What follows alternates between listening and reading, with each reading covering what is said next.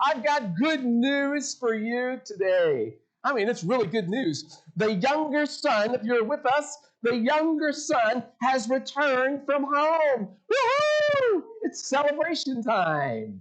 Whatever he had lost, yes, she's clapping. Yes, I love it.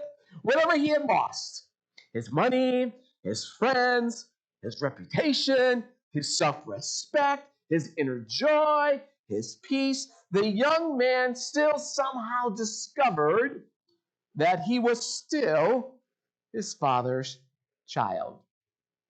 This is the younger brother, if you remember from last week, the younger brother who went to that distant land. He lost everything that he took with him, and he left that place with emptiness, humiliation, being defeated.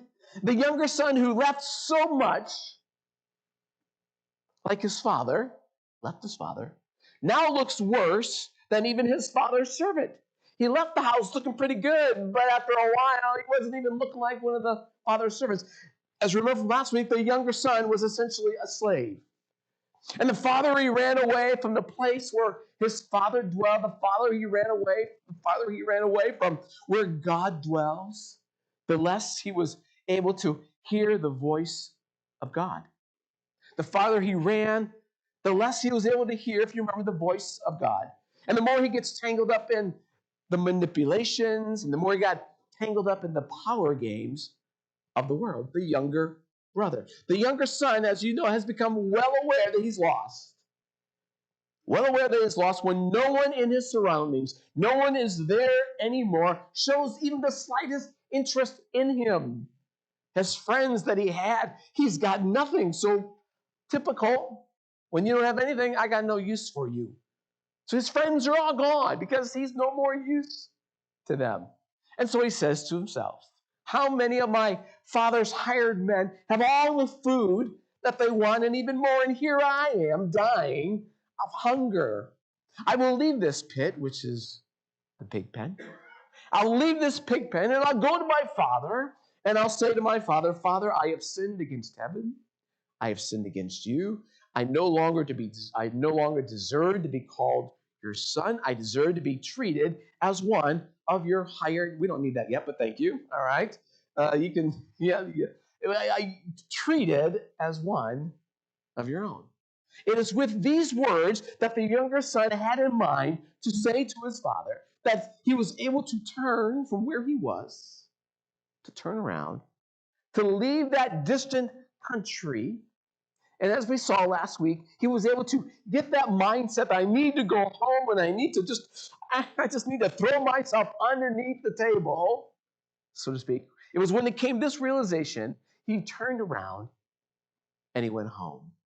The loss of everything that had brought him to rock bottom, including his identity. He found himself treated as one of the pigs. And he realized, I am not a pig. I am not a beast. I am a human being. I am still the son of my father. And so, no doubt, with a shaved head by then, raggedy clothes, one shoe on his foot. Oh, you get the picture. He looks like a prisoner who has spent time in some of the roughest of prisons. This kid, this son, as we saw, goes home. And we all know this story. It's a great celebration. It's a fabulous reunion, and we love reunions. The father sees his son from way down the road, and he runs to him. The father runs to him. He grabs him. He squeezes him with both arms around him, embraces him. For he was once lost, my son, but now he is found. Break out the best of everything. We're going to have a party. And everyone who was there that day, what did they do? They witnessed a great homecoming. Picture it, if you will, of the ranch hands and all the servants. They're all gathering together to celebrate this one who's gone home. Picture his mother standing by, weeping with joy. It's a truly good day. When we were in California back in June, when we went out to visit Carrie's family, one of the things we did was because it'd been a while since I'd been out there. One of the things we did, we drove back to LA, and we drove back to, my aunt's place, where she was, and my uncle, who both now passed. And so there's a transition there. But I just wanted to show Carrie, I just wanted to revisit the house. I just wanted to revisit the property and kind of show her around what my life was like while I was out there. And so I remember when we got there, we're at you got to walk down the driveway. It's a big, long driveway. And as we're walking down there, I saw someone working in the garden right there. And his back was towards me. And Carrie was with me, and I go, Pedro, is that you? And he turns around. He opens his arms, and what does he say?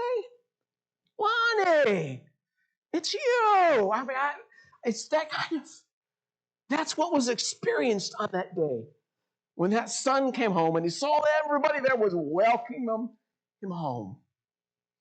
That was last week. Everyone knew that this was truly a good day. Except for one.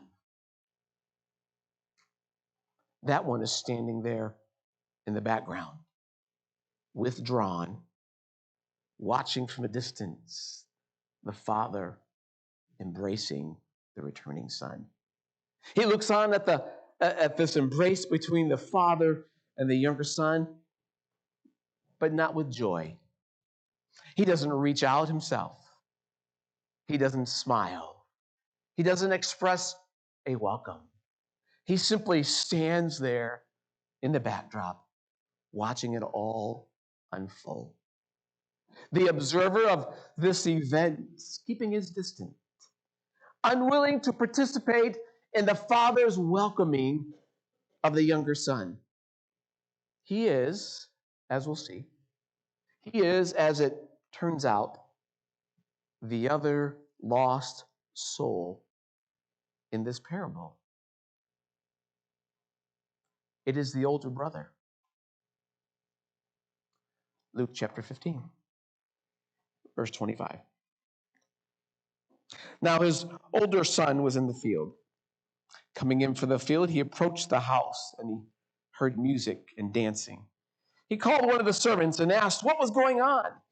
The servant replied, "Your brother has arrived, and your father has slaughtered the fattened calf because he received his son back safe and sound." Then the older son was furious. He didn't want to enter in, but his father came out and he begged him. He answered his father, "Look, I've served you all these years, and I never disobeyed your instruction. Yet you've never given me as much as a young goat, so I would celebrate with my friends. But when this son of yours returned, what did you do? After gobbling up your estate on prostitutes, what did you do? You slaughtered the fattened calf for him." And then his father said, "Son, you're always with me, and everything I have is yours. But we had to celebrate. We had to be glad because of this brother of yours was dead and alive. He is lost, but now is found." You see, the older brother, the older son, did all the things that he was supposed to do. He did his duty.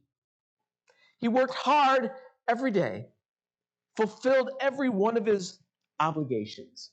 And yes, the younger son left home for a distant land. And yes, the younger brother found himself lost because of his desertion. But the one who stayed home out of duty, and the one who stayed home out of loyalty, in every aspect that we can think of, also became a lost person. The older son says to his father, "Listen, for all these years, as we've read, all these years I've been working like a slave for you, and I have never disobeyed your command, Father.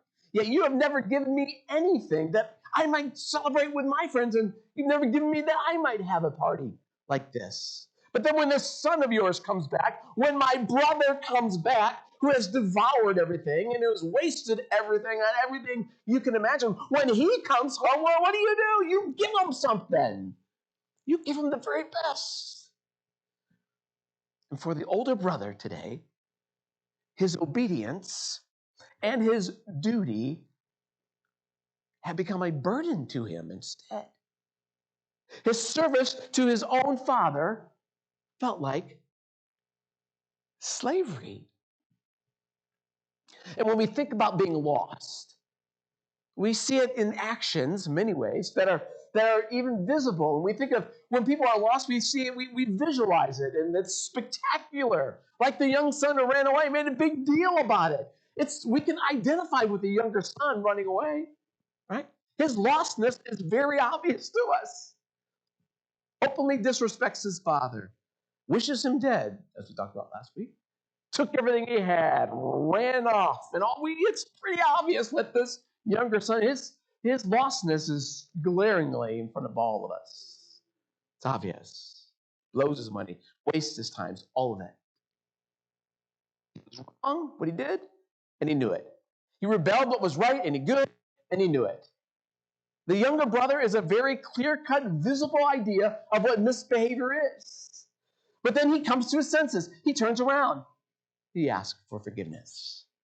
And what we have here is a colossal failure with the younger son, with a straightforward resolution.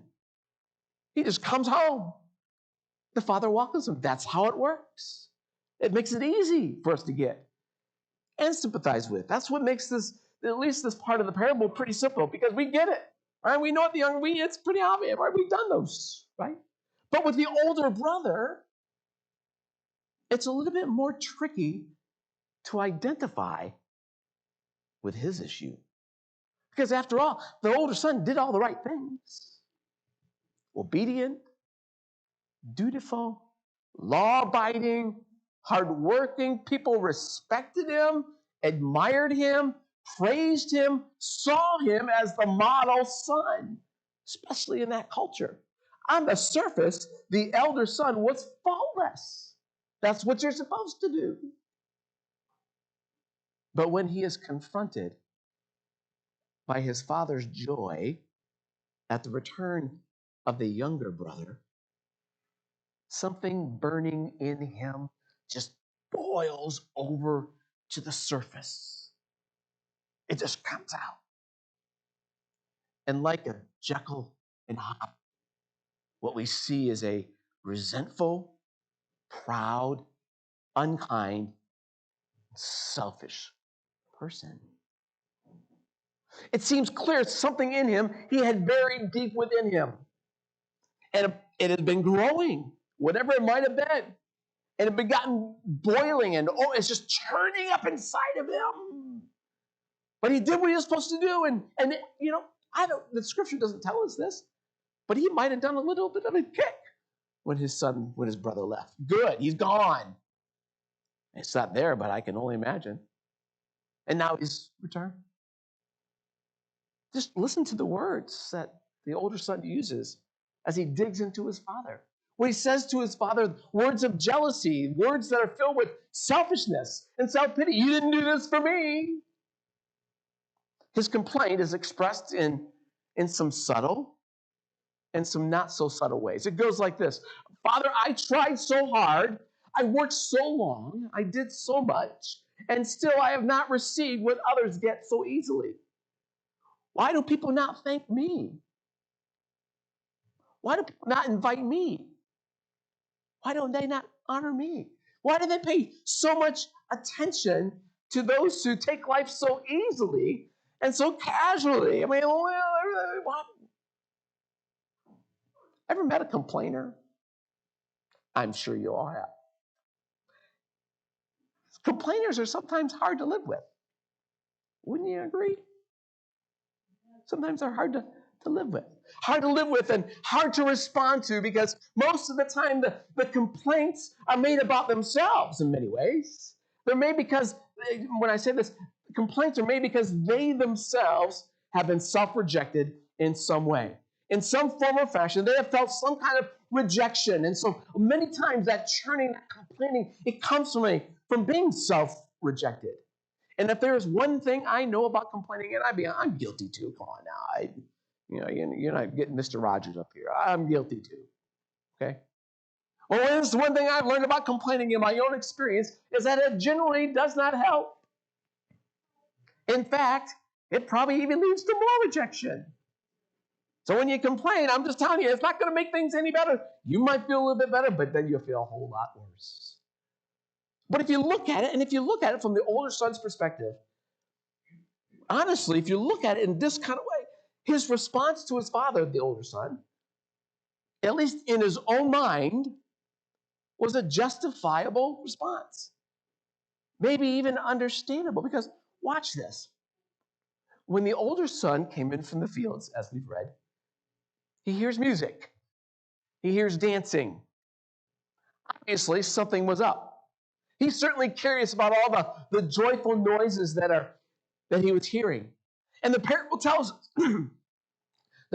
us, as we've read, that when he got home from working in the fields, he called over to himself one of the servants, and he asked what was all the hubbub about.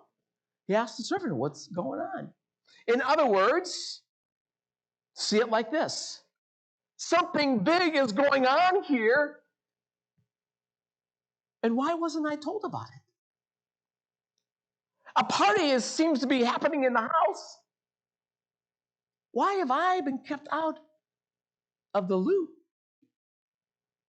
And thus we get a complaint from the brother that's been brewing probably for years. And it's the last straw for him. It just kind of all comes out. Why was I not informed? What is this all about? One of the servants, the scripture tells us, who is full of excitement, eager to share the news with everybody, even willing to steal the thunder of whoever else, says this, listen, your brother has come home. Your father's killed the calf. And we're getting ready to have a great big party because your brother's back home safe and sound. Now, do you see what just happened there? Nobody bothered to tell this older brother that his younger brother was home. Nobody ran out to the field to go, hey, come on. No one ran out to the field to share the news with his older brother. In fact, the older brother learns about the return of his younger brother from the servants. He gets the news secondhand. And instead of being happy, instead of being relieved and being thankful, the only thing the servant's news brought to this older brother was this, in that the older brother got very angry. And he refused to go in to the party.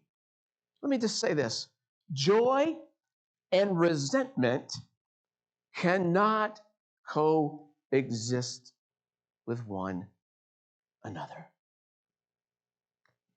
Joy and resentment cannot coexist. In this parable, the hardest conversion to go through is the conversion of the one who stayed home. That's even harder than the son who came back after he blew it all. The elder son couldn't walk into the house, couldn't share in his father's joy because his resentment has paralyzed him. And his bitterness has wrapped him up and tied him up in knots.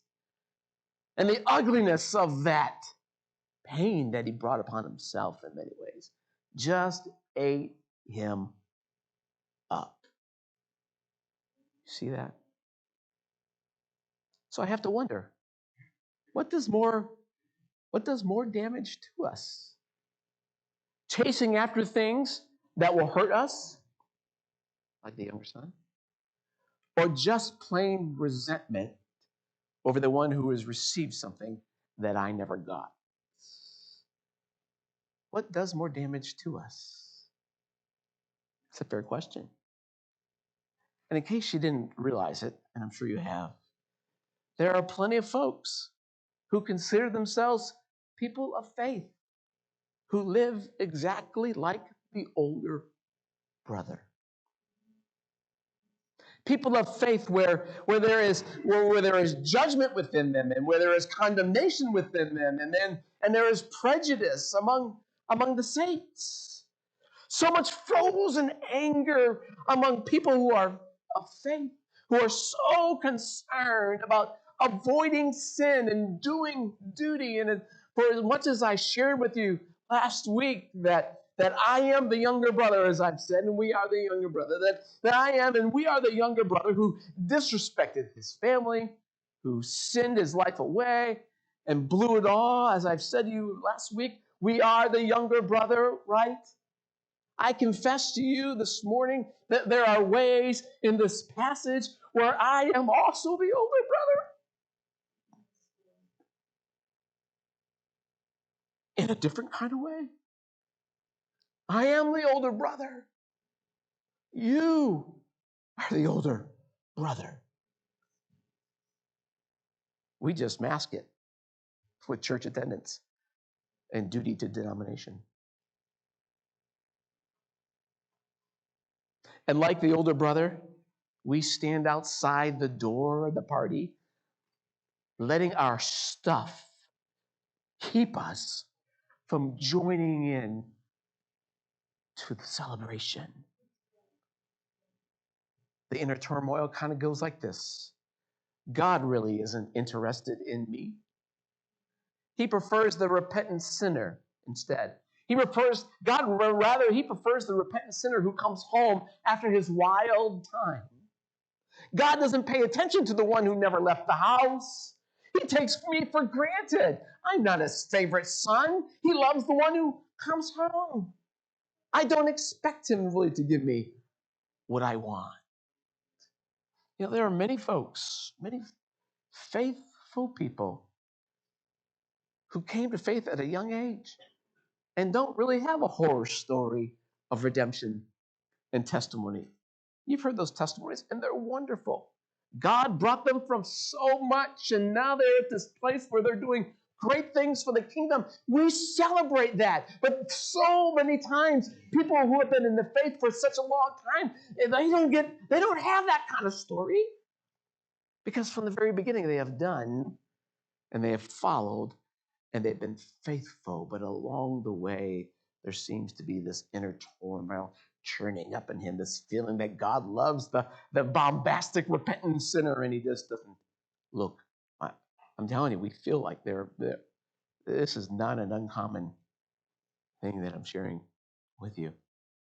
And at times there's this dark voice that is so strong that I need the spiritual energy to trust. I need that energy to trust that the Father wants me home, wants you home just as much as that younger son. It requires real discipline to step over my chronic complaining and my bitterness. It'll take a lot of discipline for me to get over that in order to think, speak, and act with a conviction that I too am being sought by the Father and that he wants to find me too. I think this passage of the older brother, Jesus is talking, when he talks about the younger brother, he is talking about those who need Jesus who ran away. But in the older brother, I think he's talking about the faithful in many ways. So is the older brother willing to confess? Is he willing to confess that he too is in need of sin? That he too is a sinner in need of forgiveness? Is the older brother willing to acknowledge that perhaps he is not better than his brother? That it's an equal playing field? One of the things I have to keep in mind, and we have to keep in mind as we read this parable, is that this parable was a direct response to the complaints of the Pharisees.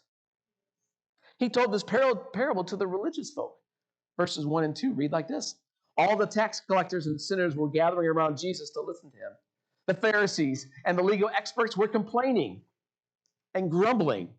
And they were saying, well, this man welcomes sinners and he eats with them. And in response to their complaint about welcoming sinners, Jesus confronts the Pharisees, he confronts the scribes with not only the return of the story of the prodigal son, but he also gives to them the resentful older brother. Jesus is being kind of sneaky there. He starts off with, well, that's not you, but then he leads right into, oh, maybe that is me. Maybe that is me. Which I'm sure did not make these religious leaders very happy.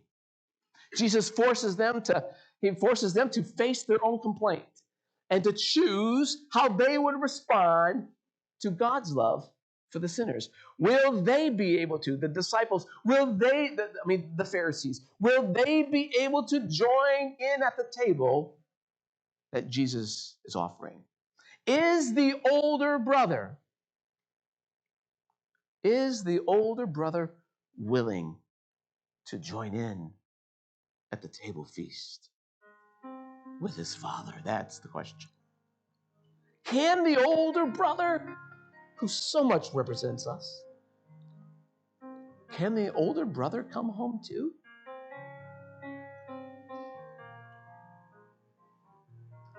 Yes. Yes. Then the father said, Son, you're always with me. Everything I have is yours. But son, we had to celebrate. And we had to be glad, my son, because this brother of yours was dead and he's alive. We had to celebrate, don't you understand? He was lost. Now he's found. The father not only wants his younger son back, but he wants his older son back as well. The blame and accusations and bitterness of the son, that attitude is not met with judgment. There's no retaliation. There's no punishment.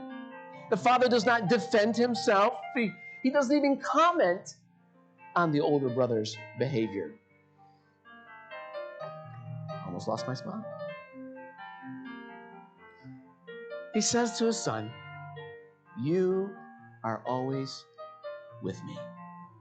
He assures the son that you too are always with me. He doesn't know that the elder son the father knows the older son has never left the house. And he knows that he shared everything with his son.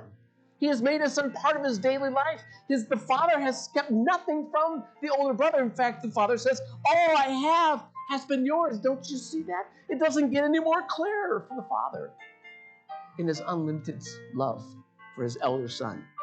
His love is offered without limits. It is given wholly, completely, and equally to each of the boys. The father does not compare the two sons. He loves them both and expresses this love according to their individual journeys. I have to say that again.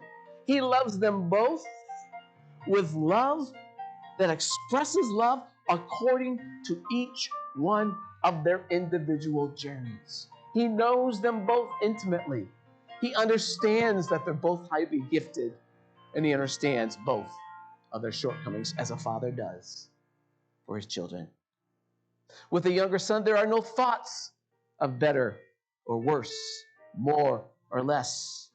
And just as there are no measuring sticks for the older son, the father responds to both. The return of the younger son, yes, causes the father to call out in joyful celebration. The return of the older son causes the father to extend an invitation to fully participate in this joyful time. And here's the question. Will he accept the invitation? Will the older brother accept the invitation and share at this table of celebration? Because here is the haunting. Here is the haunting. Here is the most disturbing part of this parable. This is the part of the parable that it's this. We do not know what the older son did. We don't know what the older son did. We are not told how the parable ends. There's no real resolution. Oh, and you know how much I like to get resolution. Nothing, as far as we can read, is resolved. We know that the younger son responded. We do not know how the older son responded. So how did it turn out? How do you think it turned out? Was the older son persuaded enough by his father? Did the older son finally go into the house and participate with the rest of the family? Did he embrace his brother? Did he do that? Did he welcome his younger brother back as his father did, as he watched everyone else do? Did the older son do that? Did he sit down with his father and his brother at this table of reconciliation? Did he do that? We don't know. I wonder why. Here's what I think. It's because I am the older brother. And it is up to me and you to choose and to decide for ourselves what we will do. Even the father lets the older son decide what he will do. He loves him enough to let him choose which way he's going to go. We don't know the ending because the real question is, what will you do? Will you continue to let that bitterness and rage and that well up in you? Or will you allow me to let you see you can let that go? Come in and join. Will I embrace the Father who indeed has met my every need, or will I reject it? Will I reject the Father's grace and his love? Shouldn't those things be good enough for the large, for the marginalized, and for the lost? That kind of grace is not fair. Sometimes we shout, it's not fair. That what you just did. That's right. It's not fair. But that's why it's called grace. I'm so thankful for the grace of God, who continues to call, prod, poke, remind. Hey, I'm here.